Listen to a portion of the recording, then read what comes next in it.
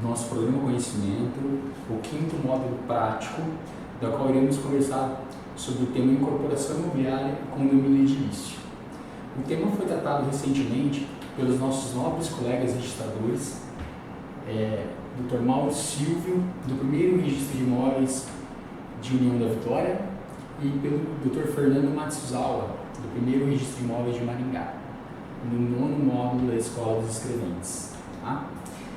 Para nós nos contextualizarmos, eu vou iniciar falando um pouquinho sobre o surgimento da incorporação imobiliária no Brasil. A incorporação imobiliária no Brasil, ela surgiu para atender uma necessidade econômica e social, em virtude da Revolução Industrial que acontecia no Brasil entre as décadas de 1930 e 1956, em virtude do acelerado processo de urbanização. A solução, então, à época, era a substituição das construções de unidades individualizadas pela construção de unidades imobiliárias em planos horizontais, de formas sobrepostas, visando um melhor aproveitamento da terra, bem como também para viabilizar a produção em larga escala. Nós tínhamos uma deficiência à época legislativa, né? Então nós tínhamos disposições que regulamentavam somente a alienação e a utilização desses edifícios, né, os edifícios já existentes, já construídos, silenciando com relação à atividade produtiva, bem como sobre a venda das edificações coletivas em construção. Alguns autores, o Henrique Hirschfeld, em sua obra Incorporações de Imóveis, ele dimensiona o descontrole reinante no setor à época. Então, era muito comum que empreendedores eles se organizavam no setor de produção, pactuavam com corretores de imóveis, né, colocavam placas com anúncios enormes com esses grupos de corretores, contratavam engenheiros ou até mesmo arquitetos renomados para fins de fazer a publicidade do empreendimento. Havia uma deficiência legislativa enorme no que tange ao tema, e a legislação se limitava exclusivamente a regular as alienações e a utilização de edifícios já construídos, sendo silente com referência à atividade produtiva, bem como a venda de edificações coletivas em construção. Então se utilizava dos usos e costumes, das disposições subsidiárias nos condomínios tradicionais, bem como do direito de vizinhança, nos casos de casas de parede e meia. Então, a Lei 4.591 de 64, ela veio justamente para disciplinar, né, o regime das incorporações imobiliárias, regulando de forma precisa os deveres e obrigações dos incorporadores, bem como garantindo os direitos dos compradores. O parágrafo único do artigo 28 da Lei 4.591, ele conceitua a atividade de incorporação imobiliária como a exercida com o intuito de promover e realizar a construção para a alienação total ou parcial de edificações ou conjunto de edificações compostas de unidades autônomas. O Instituto Jurídico da Incorporação Imobiliária, ele tem como principal pressuposto a venda de fração ideal do terreno vinculadas às unidades autônomas em construção, bem como a captação de recursos do mercado para a consecução do empreendimento. Tá? Então, todo o planejamento, a coordenação, a organização do fator de produção para a consecução do empreendimento, a oferta pública no mercado para a captação de recursos, para este fim, ele é característica da incorporação imobiliária. Se eu na condição de empreendedor, tenho recursos para elegir o empreendimento, não vou captar recursos do mercado, não vou ofertar unidades neste primeiro momento, né, para venda, não vou realizar oferta pública. Tá? Vou elegir as minhas expensas toda a construção, tá? Para assim, posteriormente, realizar a instituição do condomínio e individualizar as unidades. Tá? Eu não preciso realizar com o Instituto da Incorporação Imobiliária. Então, novamente, O Instituto da Incorporação Imobiliária ele só se justifica no momento em que eu for realizar a venda de fração ideal vinculada a unidades a serem construídas, ofertar isso no mercado com a captação de recursos para este fim. À época, havia uma grande deficiência legislativa. Tá? Então, a limitação é que as legislações elas regulamentavam somente a alienação e a utilização dos edifícios já construídos, sendo silente com relação à atividade produtiva, bem como sobre a venda de edificações coletivas em construção. E, portanto, se utilizava dos usos e costumes, das disposições subsidiárias do condomínio tradicional, bem como do direito de vizinhança. Você tem o exemplo ali das casas de parede meia. Tá? Então, a finalidade da Lei 4.591 é disciplinar a atividade de incorporação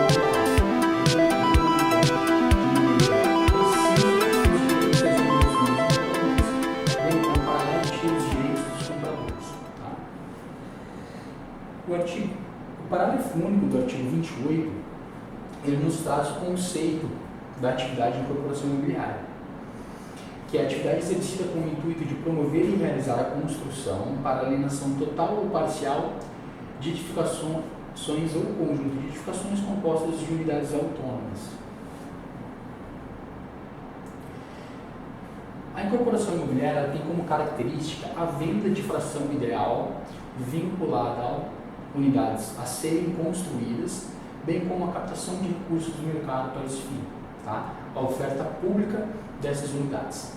Então, o planejamento, a coordenação e a organização dos fatores de produção para o fim da consecução do empreendimento, ela caracteriza a incorporação imobiliária.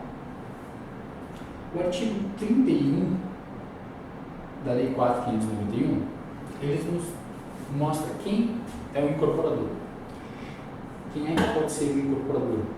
Considera-se incorporador a pessoa física ou jurídica, comerciante ou não, que, embora não efetuando a construção, compromisso ou efetive a venda de frações ideais do terreno, objetivando a vinculação de tais frações às unidades autônomas, em edificações a serem construídas ou em construção sob regime condominial, ou que meramente aceite propostas para tais efetivações, como coordenando e levando a termo a incorporação e responsabilizando-se, conforme o caso, pela entrega a certo prazo, preço e determinadas condições das obras concluídas.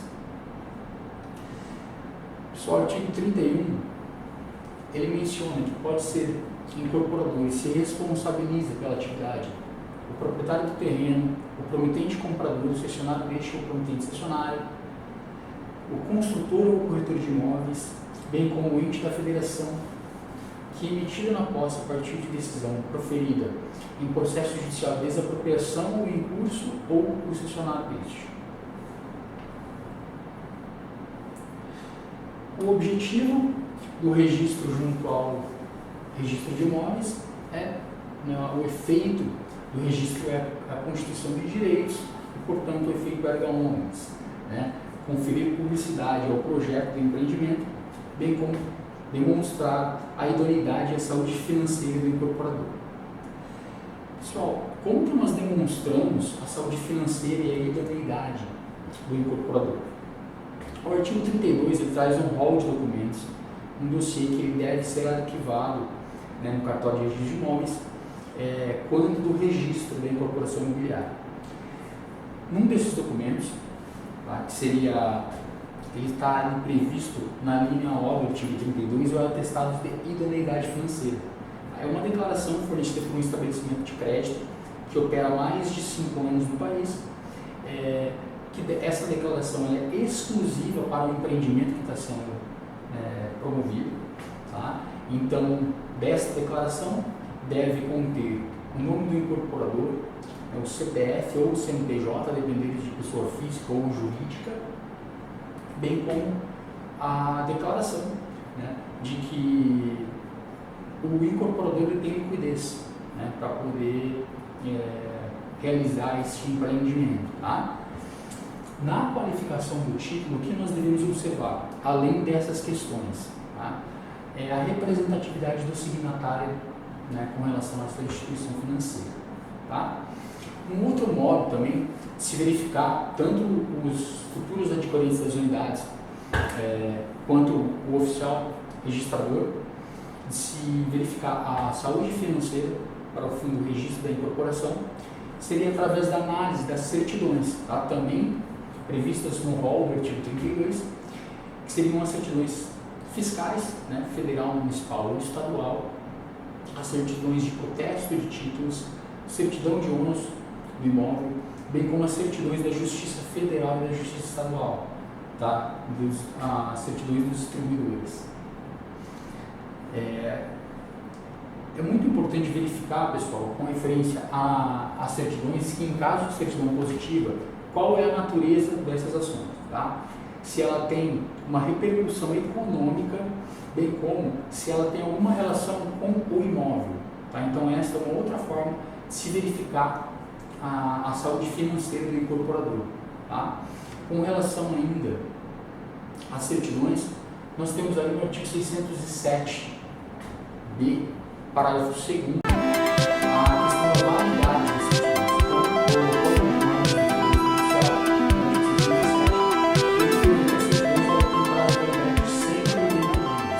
Se assim não dispuser o contrário do documento, tá bom? Outra questão importante que nós devemos observar também no artigo 607, no parágrafo 3º, ele menciona que enquanto houver a vigência do protocolo, se eventualmente parte ou qualquer uma dessas certidões se vencerem no transcorrer da vigência do protocolo, elas devem ser consideradas válidas, tá? Então, é uma outra questão que nós devemos observar também quando da qualificação do título de incorporação imobiliária. Outra questão importante também, ainda com relação às certidões, é o parágrafo 5º do artigo 607.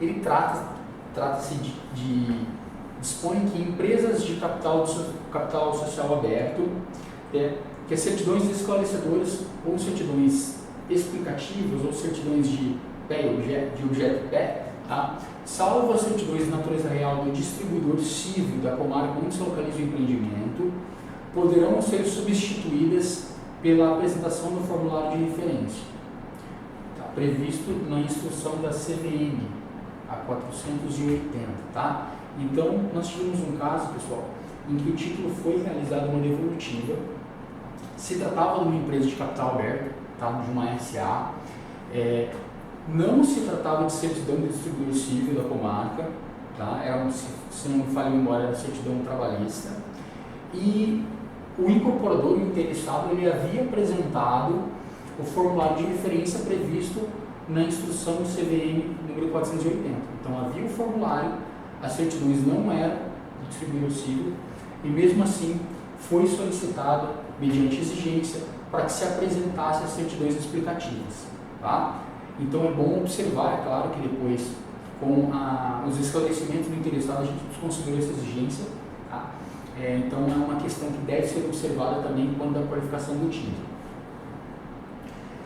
O outro objetivo do registro é a permissibilidade legal para o incorporador realizar a publicidade das unidades, tá? Então ele só pode, de acordo com o artigo 32, negociar unidades, né, frações ideais vinculadas ao terreno e às unidades futuras, né, frações ideais do terreno vinculadas às unidades futuras, somente após o arquivamento do dossiê, o arquivamento do rol dos documentos constantes do artigo 32, tá? E também, em virtude da segurança dos adquirentes, que são a parte mais vulnerável desse negócio jurídico, né, que eles têm a possibilidade de realizar a consulta desses documentos, né, verificar qual a metragem, né, qual a área privada, qual a área de uso comum, a área privativa, a área de uso comum, a idoneidade, né, deste incorporador, se ele tem liquidez para cumprir, né, com o que está sendo acordado, né, que está sendo pactuado no instrumento de compra e venda. Tá? Então ele tem todo o dossiê, todo o rol de documentos ali, o dossiê, tá, para saber tudo sobre o imóvel, tá? As peças componentes, área global, enfim, tá? O valor de custo global da obra, de custo da unidade, Tá? Ele tem todas essas informações nesse dossiê. Tá?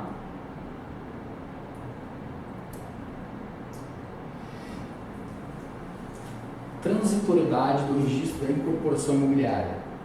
Pessoal, eu trouxe 3 aspectos aqui para falar sobre essa questão. A primeira delas é com referência ao prazo de validade do registro da incorporação, que é de 180 dias, tá? Fim do qual, se ela não houver se concretizado, o incorporador só poderá negociar a unidade depois de atualizar a documentação a que se refere ao artigo 32, revalidando o registro por igual período. Então, uma vez que o incorporador, dentro do prazo de 180 dias, ele não pactuou nenhuma compra e venda, nenhuma transmissão de unidade, não realizou nenhuma venda, bem como também não realizou, não contratou um financiamento com nenhuma instituição financeira para fins da consecução do empreendimento, tá? Ele deve revalidar toda a documentação, atualizar a documentação, todo o rol de documentos constantes do artigo 32. Tá? O incorporador também ele tem a faculdade, que é uma outra característica de transitoriedade da incorporação imobiliária, de fixar prazo de carência. Tá? Com relação ao prazo de carência, algumas questões são importantes de serem verificadas. Ele precisa fixar condições, né, de acordo com a linha M do artigo 32 da Lei 4.591, ele precisa fixar as condições pelas quais ele pode desistir do empreendimento. Tá? O prazo de carência também ele é improrrogável, ele não pode ultrapassar o termo final de validade ou de revalidação da incorporação. Tá? Em caso de desistência, o incorporador ele tem que formalizar isso ao oficial registrador, bem como a todos os adquirentes das unidades, tá? As eventuais vendas que ocorreram durante esse período, ele tem que notificar todos sob pena de responsabilidade civil e criminal. Essa denúncia, essa denúncia de incorporação frustrada, ela deve ser averbada na matrícula, tá? E arquivado o termo de desistência, tá?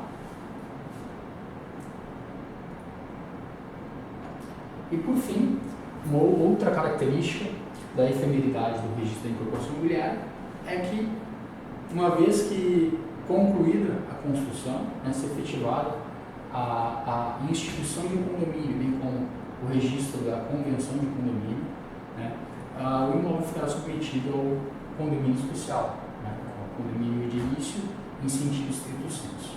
Tá?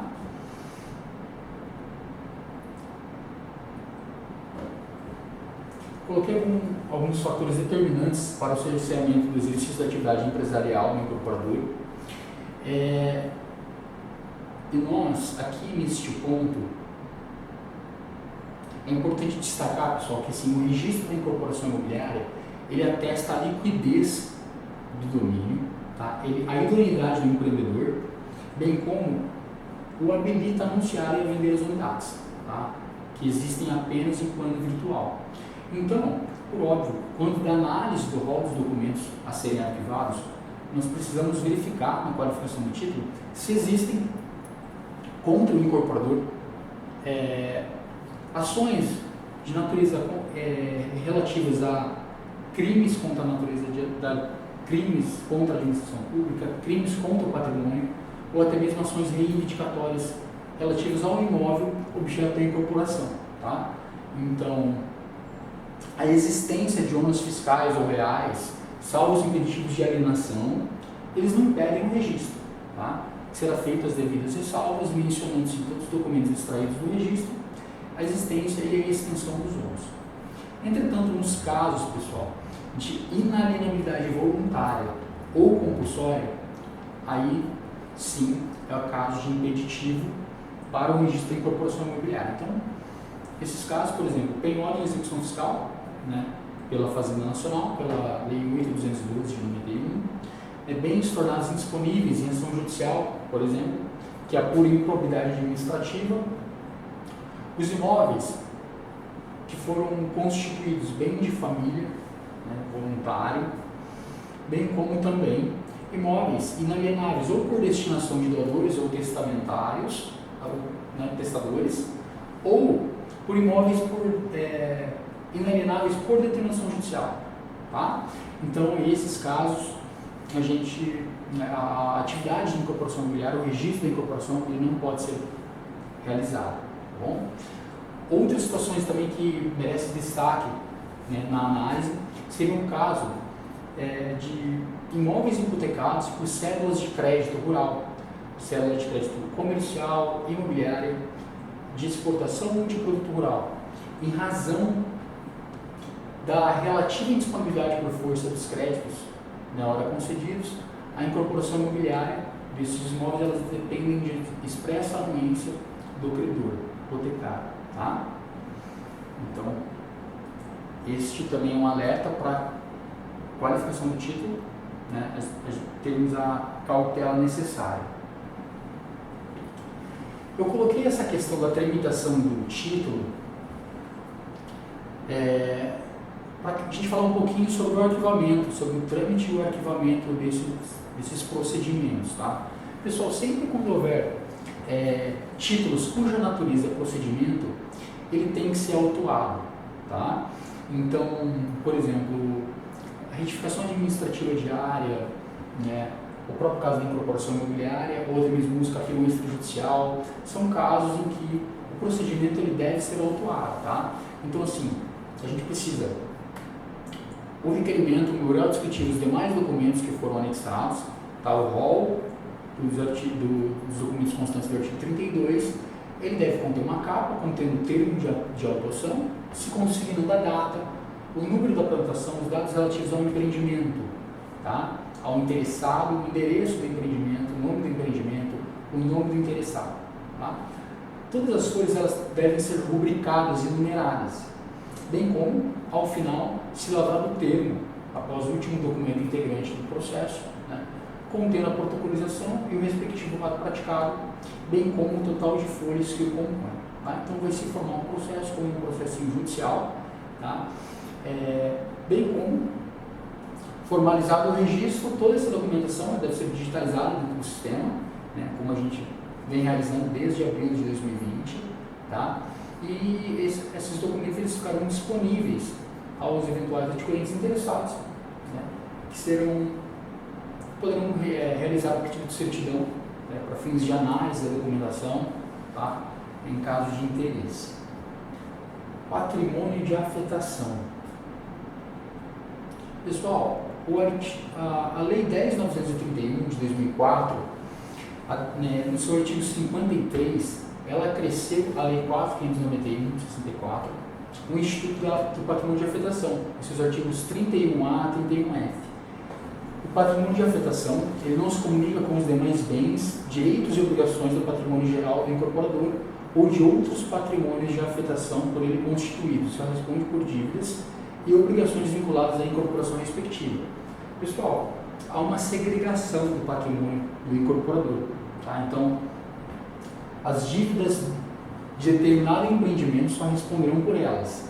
Tá? É um CNPJ específico, uma contabilidade específica para o fim deste empreendimento. O caso da Incol, ele é emblemático, tá? Para fins da evolução legislativa nesse sentido, tá, pessoal, do patrimônio de afetação. Então, não tem como se falar em incorporação imobiliária ou em patrimônio de afetação sem falar do caso Incol, né, que é uma empresa de Goiânia, tá, de 1960, que foi a maior empresa do país, a maior construtora do país, realizou empreendimentos no Brasil todo, tá, e veio a deixar vários mutuários aí na mão, né, vindo a falir. Tá? Então, ele foi emblemático para a confecção dessa legislação. Tá? Com referência à forma de constituição do patrimônio de afetação,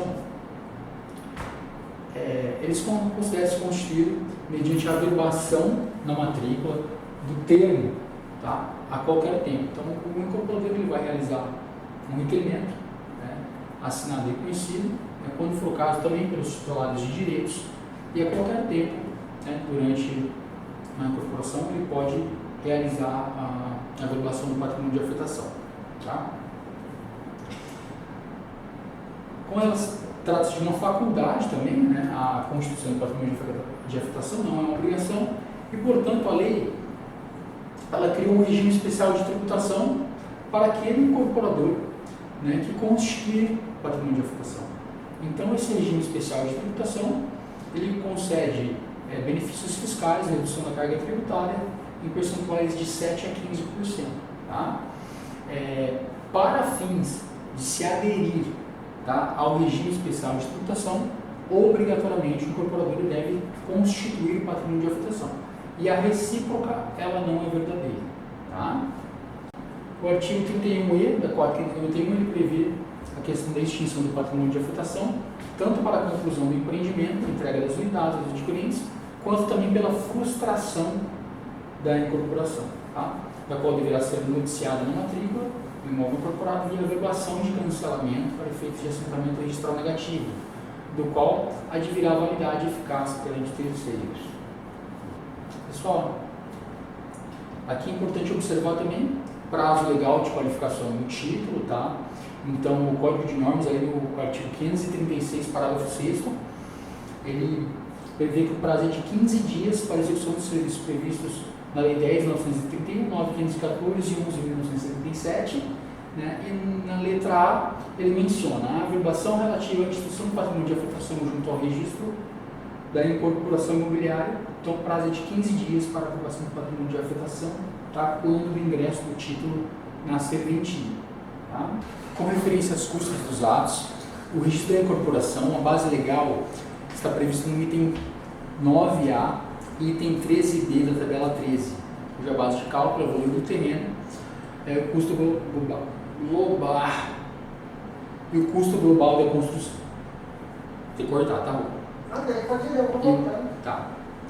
E o custo global da obra. Fundos é isento nos termos do artigo 3º, inciso 7º, letra B, item 5 da Lei 12.816. Com relação à averbação do patrimônio de afetação, a base legal é o item 2D, tá? As demais averbações atribuídas ao registro de imóveis, e o item 13A, da tabela 13, tá? Sem valor declarado. Fundos da alíquota de 25%, nos termos do artigo 3º, inciso 25 da Lei 12.216.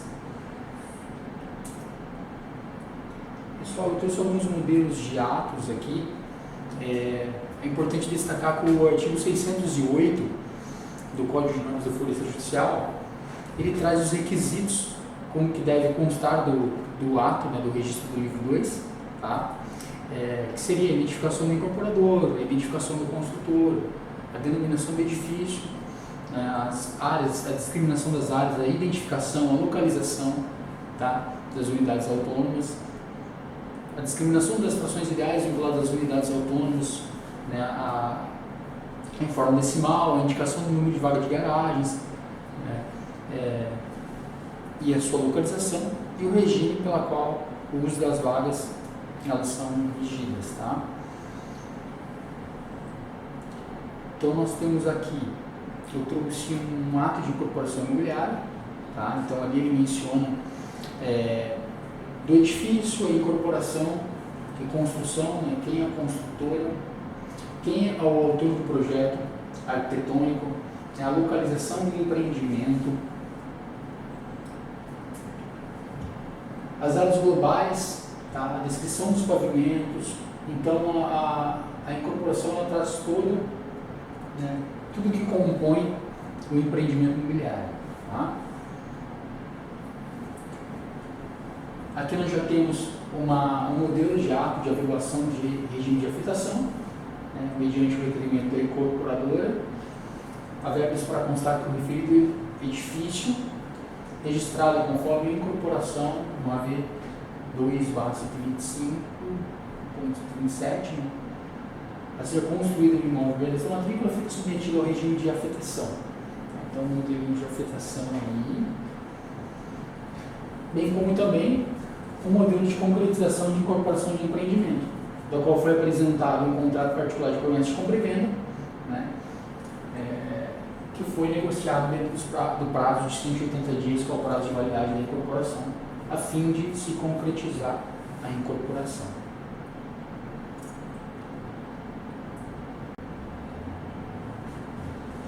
Pessoal, eu não coloquei nos slides aqui, mas eu acho importante mencionar, tá? Algumas questões relativas à responsabilidade civil e criminal, né, do oficial registrador. Então, temos que ter enorme cautela no arquivamento dos documentos, porque o arquivamento de documentos contraveniente à lei, tá, bem como certidão sem o arquivamento de todos os documentos, tá, ele gera essa responsabilidade. Tá? A não observação dos prazos de qualificação também, o artigo 32, parágrafo 8, ele prevê a penalidade, tá, de montante igual aos desenvolvimentos devidos e aplicável por quinzena ou fração de quinzena de superação de cada um daqueles prazos. Então, extrema importância também a cautela nos prazos de qualificação. Tá? O registrador, também é importante mencionar, ele não responde pela exatidão dos documentos que lhes forem apresentados para arquivamento, especificamente com relação aos documentos técnicos, pessoal, os quadros da NBR, desde que assinados pelos profissionais responsáveis pela obra. Tá? Importa ressaltar que na qualificação, por óbvio, o escrevente ele vai analisar os quadros, ele vai verificar se a soma das frações ideais vinculadas ao terreno, se ela constitui inteiro da fração, tá? Da fração decimal atribuída de cada uma das unidades. Ele vai verificar se a área constante do projeto aprovado pela municipalidade, se nos demais documentos a área do terreno, se essas informações elas são congruentes. Tá? Bom, ficamos por aqui. A Gabriela agora vai falar um pouquinho sobre o condomínio edilício. Espero que tenham aproveitado e quaisquer dúvidas me coloco à disposição. Um grande abraço. Bom, gente, então para dar continuidade, né, ao nosso tema aqui já desenvolvido, né, iniciado pelo André, a respeito da incorporação imobiliária. Agora eu vou dar continuidade falando sobre o condomínio, né?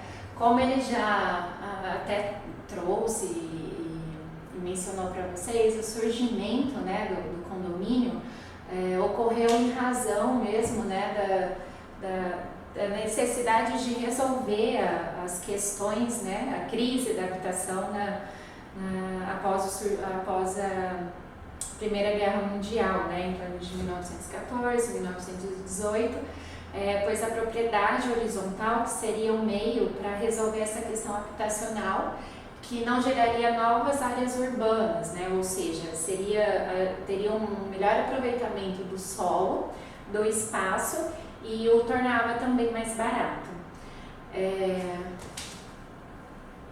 A legislação, né, que trata do condomínio, ela é regulada pelo Código Civil, né, que é a Lei 10.906 de 2002, e ela está dividida em duas partes, né, no Código Civil, sendo o capítulo 6, que trata do condomínio geral, que é aquele condomínio involuntário, né, condomínio comum, entre os artigos 1314 ao 1330. E também no capítulo 7, que é o que trata do condomínio edilício, condomínio especial, que é o que a gente está mais acostumado a registrar e ter contato, né, direto aqui no cartório, que está regulamentado entre os artigos 1331 a 1358-A. No Código de Normas do Estado do Paraná, a instituição de condomínio ela está prevista, né, no capítulo 5, seção 13, a partir dos artigos 607 a 615. O condomínio em si, condomínio em edilício ou em edificações, ele também é chamado de condomínio em plano horizontal ou condomínio especial, que tem uma característica, tem a principal característica de a propriedade comum ao lado de uma propriedade privativa. Então, assim, a principal característica que envolve, né, o condomínio edilício é a questão de ter junto a propriedade comum com a propriedade privativa, né, a propriedade exclusiva da referida unidade autônoma que cada proprietário vai possuir. ou seja, cada condômino ele vai ser titular com exclusividade da unidade autônoma, né, da sua vaga de garagem, do seu apartamento, da loja, e titular de partes, que seriam as frações ideais, das áreas comuns, que são piscina, áreas comuns, né, corredor, áreas de uso comum mesmo do condomínio.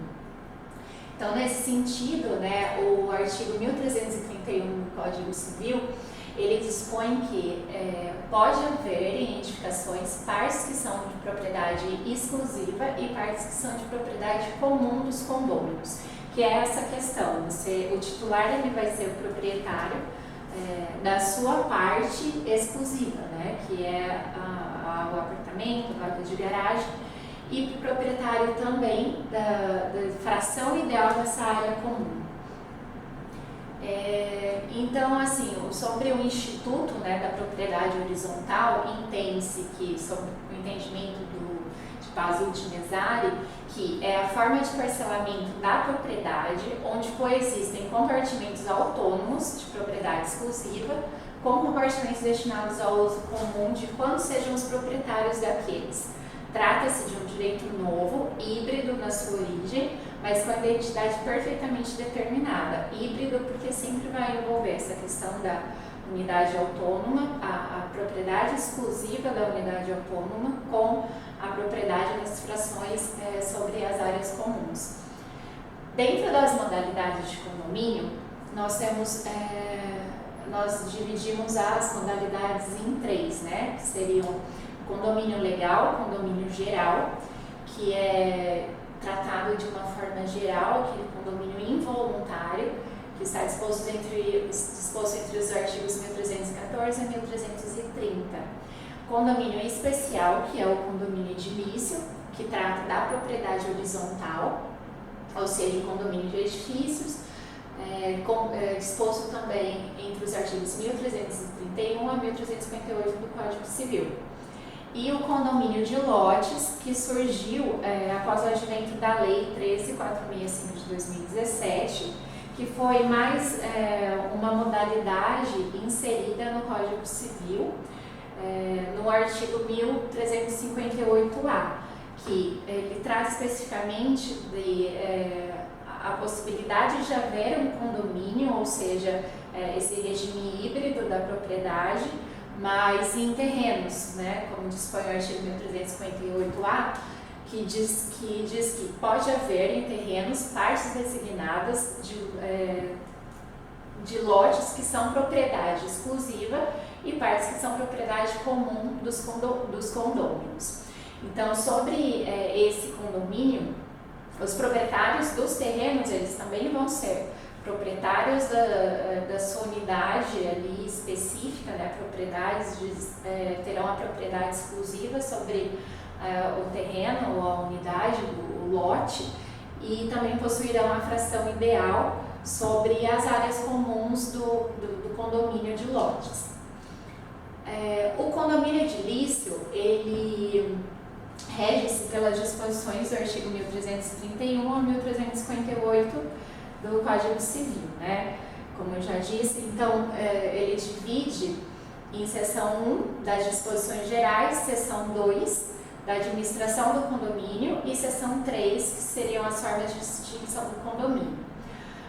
O conceito, né, como eu já mencionei, refere-se ao condomínio no plano horizontal, que é definido como a propriedade exclusiva de uma unidade autônoma combinada com a copropriedade de outras áreas de um imóvel, né, que são as áreas comuns.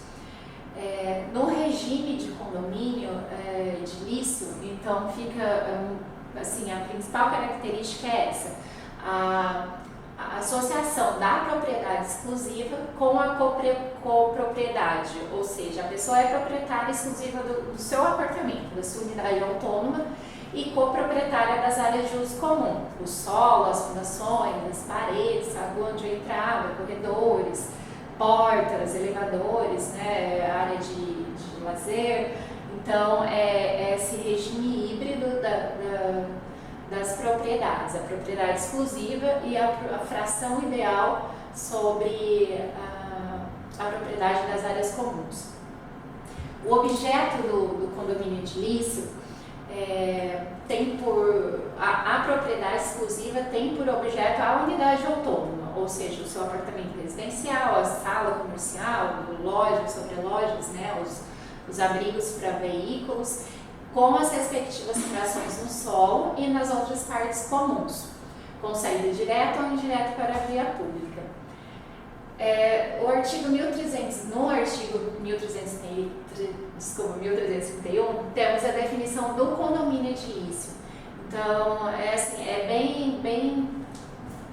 bem bastante mesmo essa questão de deixar expresso a característica de envolver as partes de propriedade exclusiva e comum conjuntamente, tá? Então, a existência dessas partes efetivamente comuns é o elemento essencial do condomínio edilício.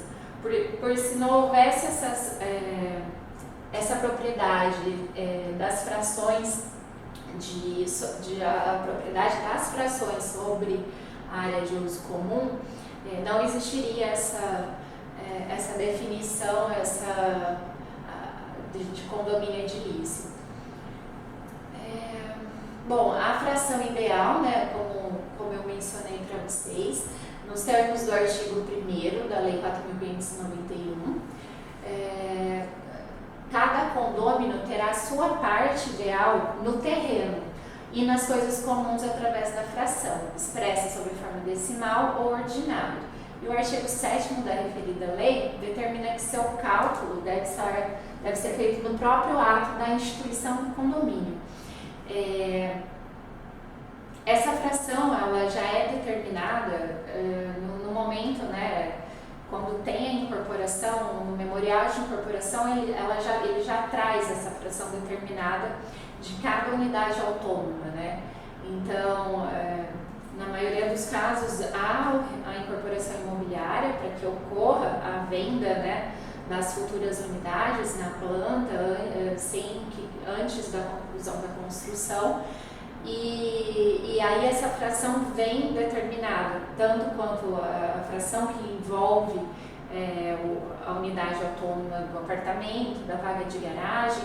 Então é essa fração ideal que determina o quanto aquele proprietário vai adquirir sobre o terreno, né, sobre o terreno. Pois em muitos casos a gente registra a incorporação e posteriormente a gente faz o registro dessas transmissões das futuras unidades, mas o que se transmite é a fração ideal sobre a futura unidade, né, que será construída, que encontra-se em construção. A instituição de condomínio, ela desde 2003, ela é regulada pelo Código Civil, né, conforme o artigo 1331 e os seguintes, e deixou, né, desde 2003, de ser regulada pela Lei 4.591. Então, sempre que a gente se deparar com a instituição, o que norteia, o que baseia, o que rege o registro da instituição de condomínio é o Código Civil. A Lei 4.591, ela caracteriza, ela dispõe somente sobre a incorporação mesmo, imobiliária.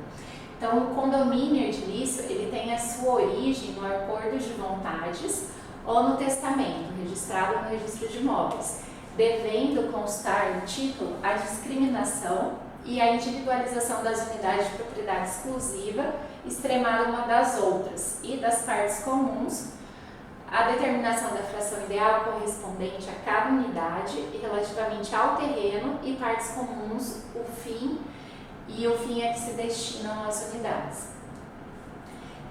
O momento do registro da instituição de condomínio. O registro da instituição de condomínio sempre ocorrerá após a conclusão do edifício, ou seja, após a construção, né? E isso será comprovado mediante o auto de conclusão, né, expedido pela Prefeitura Municipal, que é o ABITSE, ou seja, primeiramente deve ser averbada a construção do edifício na matrícula do imóvel. Sem que haja a averbação da construção, né, da conclusão da construção, nós não podemos fazer o registro da instituição de condomínio. Então, obrigatoriamente, o momento do registro é sempre posterior à averbação da construção, porque para que se concretize realmente o condomínio, né, que foi formado, essa construção deve ser concluída e posteriormente averbada para então ser feito o registro da instituição de condomínio. A forma da instituição está prevista no artigo 1332. Tá? Ela institui-se o condomínio edilício por ato entre vivos ou testamento, como eu já mencionei, devendo constar naquele ato, além do disposto em lei, a discriminação e individualização das unidades de propriedade exclusiva, extremadas uma das outras e das partes comuns, a determinação da fração ideal atribuída à unidade relativamente ao terreno e às partes comuns e o fim a que se destina. É importante frisar que a instituição de condomínio ela pode ser celebrada por instrumento particular, por escritura pública ou até mesmo por termo judicial, ou seja, a lei não exige nenhuma forma especial. A única exigência é quanto à forma que ela seja escrita, tá? Então, pode ser por instrumento, pode ser por escritura, não há uma forma tácita determinada pela lei. A instituição de condomínio, ela tem um efeito, né, de identificar essa unidade autônoma e estabelecer a sua autonomia em relação às outras.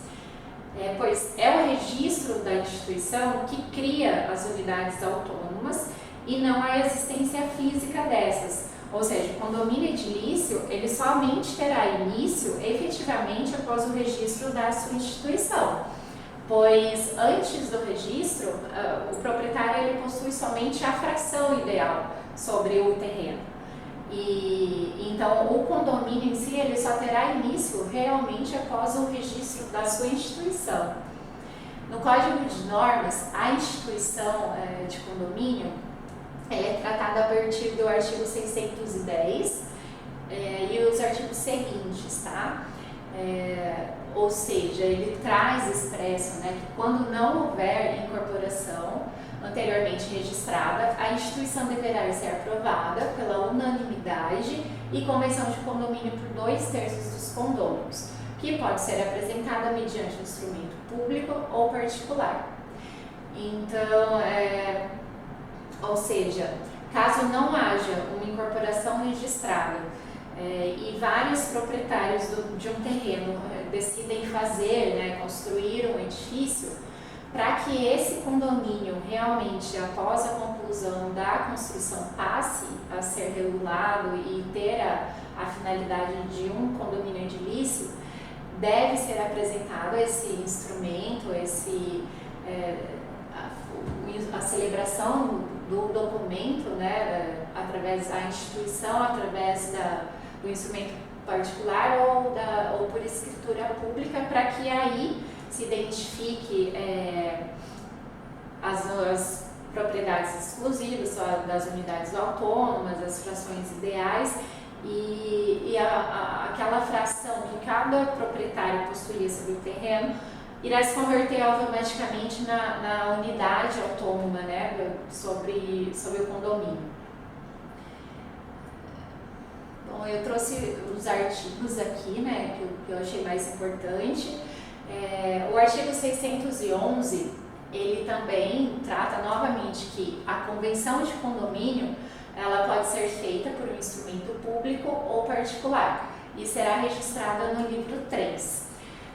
Ou seja, a gente quando registra a instituição de condomínio, o registro é feito na matrícula, né, do condomínio, na matrícula mãe, e logo em seguida a gente faz a averbação das matrículas, a averbação da abertura das matrículas E também o registro, no livro 3, da Convenção de Condomínio, que é o documento que vai regular, né, o funcionamento, as regras que envolvem a convivência, as disposições que tratam daquele condomínio, né? Então, assim, agora, já há uns anos, já era previsto, né, no Código de Normas que recomenda-se a elaboração de uma ficha auxiliar de controle de disponibilidade, na qual constarão em ordem numérica e verticalmente as unidades autônomas. A gente faz essa relação através justamente da averbação, né, da abertura das matrículas das unidades autônomas, tá? O que tem vindo muito, né, pra gente a venda, a transmissão realmente das frações ideais, né, daquela futura unidade que será construída. Então, nesses casos, como ainda não houve a conclusão, não houve a conclusão da construção do empreendimento, a gente averba na matrícula mãe, que houve a abertura, né, da ficha complementar referente a essa unidade, futura unidade autônoma, para que então a gente possa abrir essa ficha complementar da futura unidade autônoma. Eu vou exemplificar para vocês. E nessa ficha complementar a gente procede ao registro da aquisição, da alienação, né? Então é até um meio de facilitar a conferência para controle de disponibilidade, para análise de continuidade, né, de titularidade da matrícula, da futura matrícula, pois ela é uma ficha complementar como se fosse uma prévia, né, da futura unidade que vai ser convertida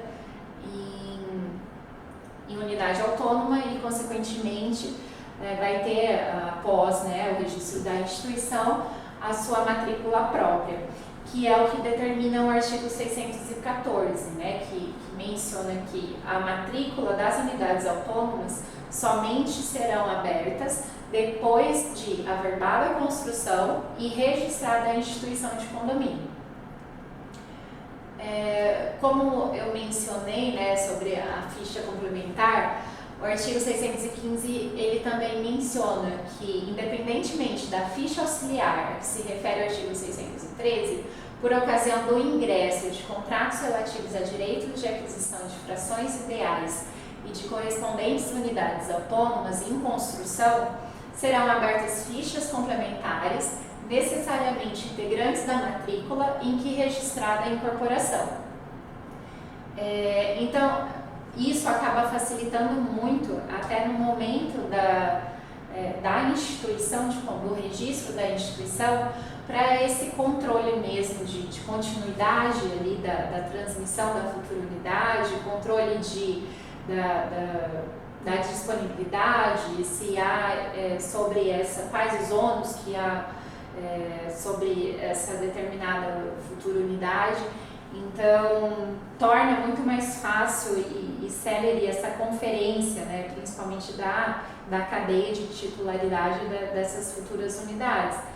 Pois antes a gente ia registrando essas aquisições na matrícula mãe, mas, por exemplo, tem condomínio, o Louvre, chegou a ter mais de 2.000 atos por conta dessas transmissões de futuras unidades. Então, a abertura da ficha complementar facilita nessa hora da conferência, né, da titularidade e da disponibilidade desta unidade que será convertida e terá uma matrícula própria após a averbação da construção e o registro da instituição. Após a construção, a averbação da construção e efetuado o registro da instituição, ou seja, o momento que realmente se especifica o condomínio, será cancelada essa ficha complementar.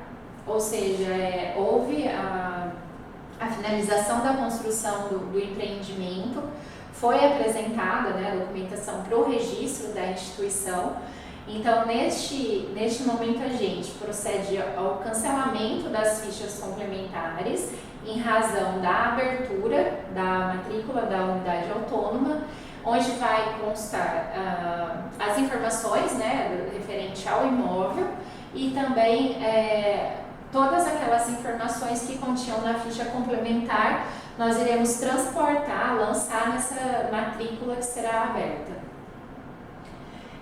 Para exemplificar, né, e poder mostrar alguns casos para vocês, eu trouxe algumas matrículas, né, de alguns registros que a gente fez de condomínio edilício. Por exemplo, aqui, como eu tinha mencionado, o condomínio de lotes, né? Esse condomínio de lotes, ele antes não teve uma incorporação prévia, simplesmente foi feito, foi cumprido todo o procedimento, né, para o registro, para a existência desse condomínio. Então, registrou-se o condomínio mesmo, foi o único caso que eu vi aqui há quase 5 anos. A gente fez o registro do condomínio, especificando as unidades, as medidas, as áreas, as frações, né, ideais,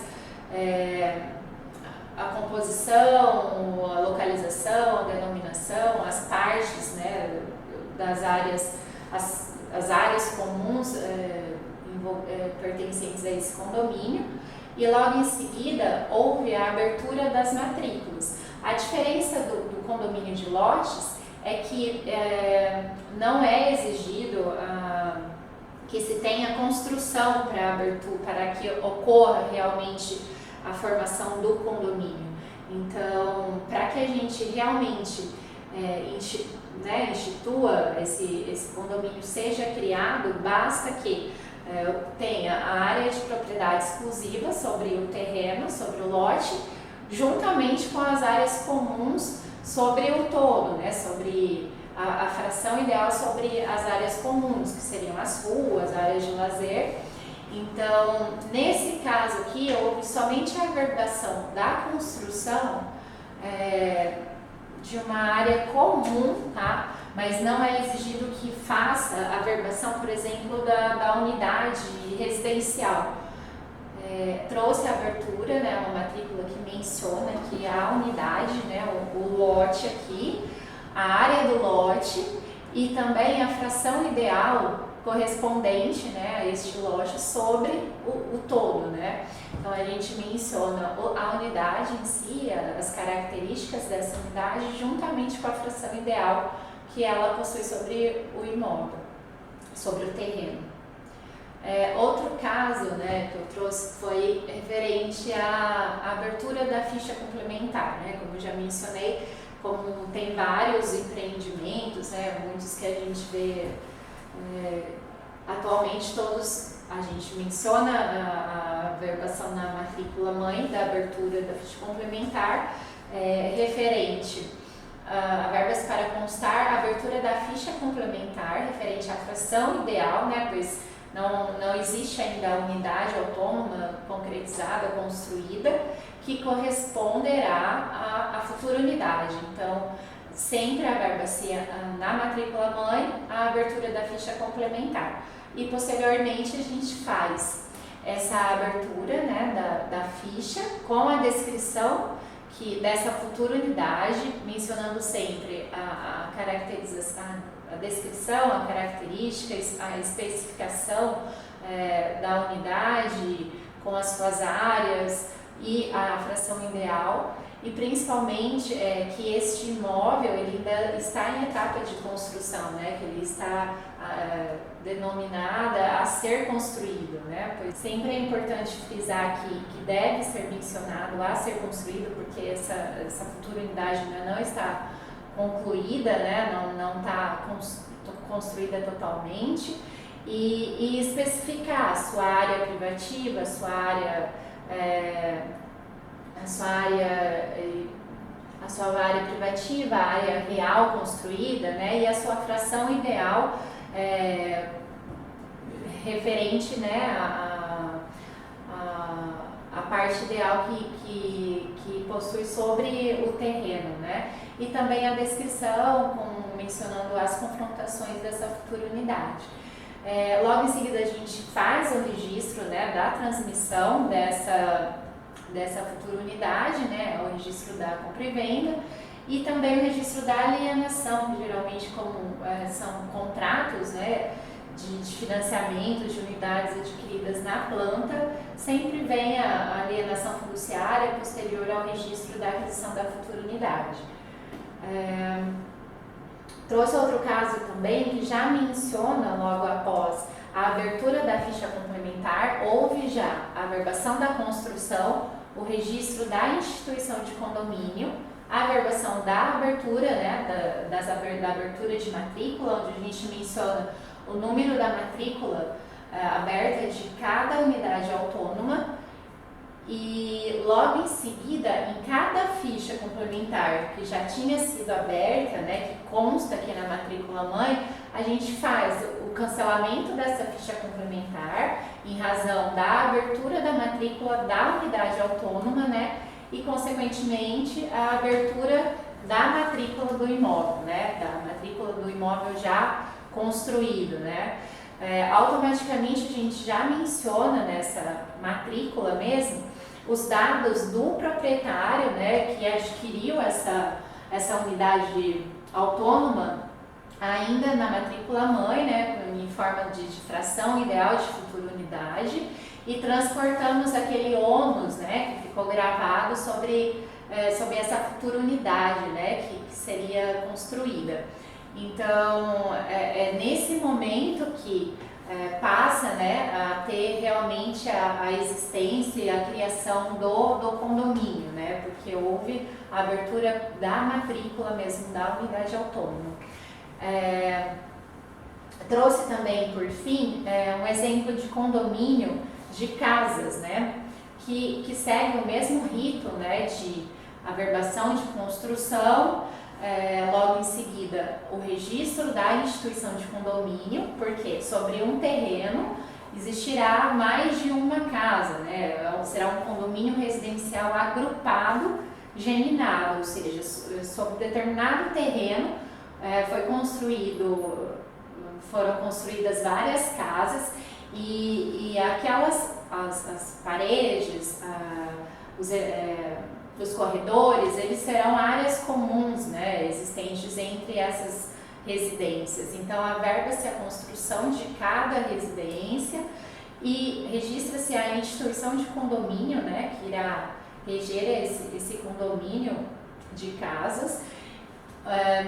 O mesmo caso também, logo em seguida, averba-se a abertura da matrícula de cada residência, né, que foi constituída em condomínio, e logo em seguida a gente abre a matrícula referente à unidade residencial, né?